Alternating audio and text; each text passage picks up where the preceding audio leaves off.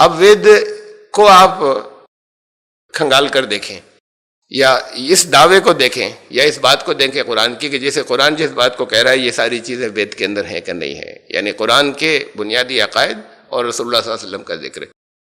आप में से बहुत से लोग इससे ज़्यादा जानते हैं, मैंने चंद हवाले दिए हैं मुख्तसर से, उसे रिकॉल कर लें कि वेद ने कहा, यजुर्वेद के अंदर 32वें अध्याय और 3रे मंत्र के अंदर, न तस्य प्रतिमा अस्ति यस्य नाम महदशः, उसकी कोई प्रतिमा नहीं है। प्रतिमा कहते हैं प्रोफाइल या शबीह या तस्वीर या मूर्ति, ये सब, इन सब चीज़ों के लिए प्रतिमा लफ्ज़ आता है।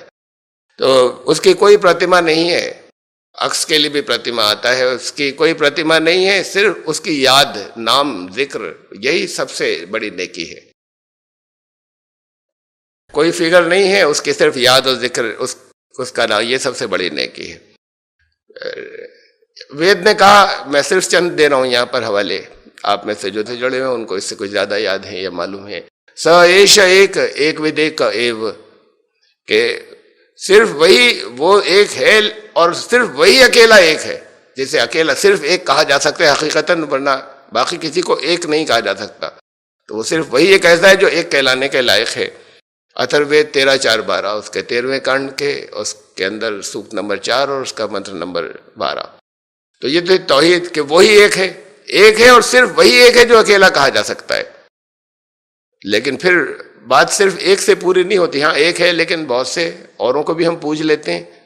तो फिर वेद ने ये कहा कि यह एक है तो मुष्ट ही, जिसे एक कह रहे हो फिर पूजा भी उसी की होगी, फिर स्तुति भी उसी की होगी, हम भी उसी की होगी जैसे एक कह रहे हो, गुणगान भी उसी का होगा। स्तुति असल में कहते हैं गुणगान को, हमद को भी नहीं। तो उसी का गुणगान होगा जैसे एक कह रहे हो। एक है लेकिन फिर उसी का गुणगान भी होगा। और सिर्फ इतना ही नहीं कहा था कि बल्कि ये कहा था उसके सिवा किसी और का नहीं। साथ में ये भी इम्फेसिस है, माँ चिदन यद विशंसत, ऋग्वेद 8:1-1, यानी उसका 8वां मंडल, 8वें मंडल का पहला सूक्त और उसका पहला मंत्र, के उसके अलावा किसी और की नहीं। पहली बात तो ये कि कोई उसकी शक्ल सूरत नहीं है, कोई शबीह नहीं है, कोई मिसाल नहीं है, लैसा कमिस्ली शैइन, उसको चित्रण नहीं किया जा सकता, कोई मूर्ति नहीं बनाई जा सकती। दूसरी बात यह कि वो, ये चंद ली ही बातें, दूसरी ये कि वो एक है और वही अकेला एक कहलाने के लायक है। तो फिर तीसरी ये रखा मैंने सबूत के वेद कह रहे हैं, तो फिर जो एक है उसी की करो ना, सिर्फ गुणगान सिर्फ उसी एक का करो। ये बहुत से क्यों ले रखे हैं? और फिर उसको और एम्फेसाइज किया कि उसके सिवा किसी दूसरे की नहीं, माँ चिदन यद विशंसत। और फिर ये जो राम और कृष्ण जो अवतार बनाए जाते हैं, पैदा हुए बच्चे थे माँ की गोद में, उसके बाद बड़े हुए, बड़े होने के बाद फिर मौत हो गई उनकी, खत्म हो गए। वेद ये कहता है कि न ममार न जीरियती, न उसको मौत आ सकती है और न उसकी एज बढ़ती है, न वो ग्रो करता है। ये दोनों चीज़ें जो हैं ये खुदा के अंदर नहीं होती। वो तो एक जैसा है, जैसा था हमेशा से वैसे ही रहेगा। तो ये राम और चंद्र जो हैं, रामचंद्र जी और श्री कृष्ण जी नाम यहाँ पर लिए जाते हैं, इनमें खुदाई नहीं हो सकते वेद के सबूतों के एतबार से। तो ये तो कुछ तौहीद के हिस्से का बयान था। आखिरत के बारे में यहाँ पर थल में तो बहुत तफसीली मौजू है अपने आप में, घंटों का ये। लेकिन मैं इतनी बात बता दूं कि जन्नत और जहन्नम के बयानात भरे पड़े हैं वेद के अंदर, बहुत हैं। ऐसे ही तफसीलात हैं जैसे कुरान और हदीस में हैं। जन्नत और जहन्नम की तफसीलात बहुत हैं। परलोक लफ्ज आता है, परलोक, ये जहान नहीं, दूसरा जहान। परलोक ये तमसीली बात नहीं है, दूसरा जहान जो है वो फिर इसे नहीं कह सकते, ये तमसीली ज़बान नहीं है। इसे यहाँ पर कह दिया गया कि ये सब तमसीली ज़बान है। इसी दुनिया के सुखों को जन्नत कहा जाता है, इसी दुनिया के दुखों को जहन्नम या नरक कहा जाता है, क्योंकि नरक और स्वर्ग इन सब का तो जिक्र आया है, तो इसको तमसीली बना दिया। तो परलोक तमसीली बात नहीं हो सकती, ये जहान नहीं, अगला जहान एक, वो भी सिर्फ एक। तो ये तो बात अपनी जगह, और ये भी अपनी जगह कि वेद में इनकी तो बहुत तफसील से जिक्र है।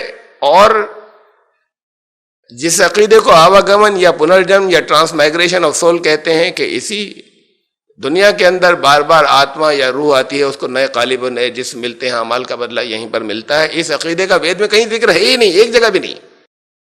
और सिर्फ इतनी बात नहीं कि जिक्र नहीं है, जो इन्होंने बुनियादी अकीदा बना लिया वो है ही नहीं कहीं। और वेद में नहीं है।